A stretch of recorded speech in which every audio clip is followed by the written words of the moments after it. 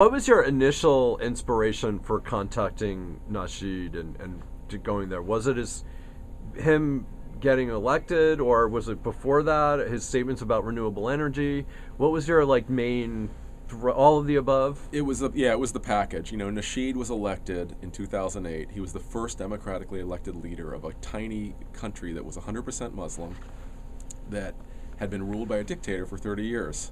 Now that story is starting to sound familiar. It's like, when is the next Muslim dictatorship going to fall? But that was really kind of unique at the time in 2008. I hadn't heard of a story like that. And then he steps into office and he starts saying these like really kind of profoundly honest things about the environment, and just kind of calling a spade a spade. And as a person who cares about the environment, not that I wasn't like on a trajectory to make an environmental film. I wasn't even thinking about that before I read about Nasheed, but I've always cared about the environment. I caught the outdoors bug when I was a kid, and I've always just appreciated the world and been fearful of what's going on. And here was this guy just like saying how it is, in a way that one wishes our leaders would say it and fight for it. And the combination made a light bulb go off in my head, which was, wait a minute, climate isn't the most boring story that we have to tell. It's the most exciting story. It's like this ticking time bomb, and we only have a certain period of time to solve this seemingly impossible task, and here's a hero who's trying to do that. It's almost like a James Bond or Bourne Identity kind of plot in a way.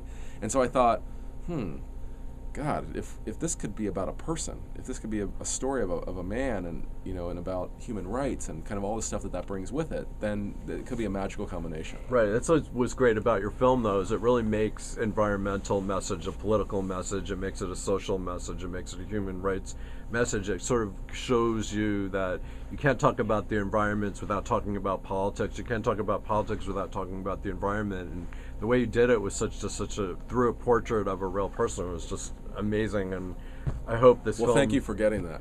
No, I do. I just feel like sometimes I'm very involved in the environmental space, and I think a lot of times we're like, it's ghettoized and sort of over there. Yeah. And then there's the politics over there, and people sometimes, like, especially the mass public, doesn't really completely understand that it's all the same conversation.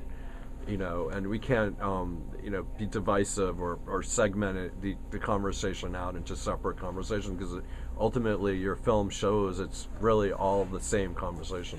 Ultimately it's about humanity. And there's kind of two things that strike me about this it's really one idea, but it's two kind of ways of looking at it. One is, the Titanic is sinking. We've hit an iceberg and we're going down. And, you could cynically say, well, what can we do? Let's just try to live our lives. Or you could say, okay, you know what? In the face of this really terrible thing, can we at least treat each other humanely and kind of admit what's going on? And then the flip side of it is, the Titanic is going down. We have to maintain hope. We have to figure out a way to keep it from going down. Humanity is all about hope and about tomorrow and figuring out the impossible things. And that's what Nasheed brings. He brings humanity. He brings like a sense of like just reality and love of humankind, which sounds cheesy, but it's a real thing. And he brings a sense of like kind of can-do-itness. People have created the industrialized revolution. People have, made societies go from serfdoms and slavery kingdoms to democracies. They have happened. There's examples of that. India, is a huge democracy. It has problems, but that's an example of a country that went from essentially kind of a kingdom to a democracy. Right. The U.S. itself is such a beacon of hope. Having been born from the largest empire in the world to a democracy that welcomes people to its shores by and large and has profited and succeeded because of that. We can solve big problems, and Nasheed kind of recognizes that. He sees a bigger kind of story in the history of man, and you can't help but to like be infected by that. That's a story of hope.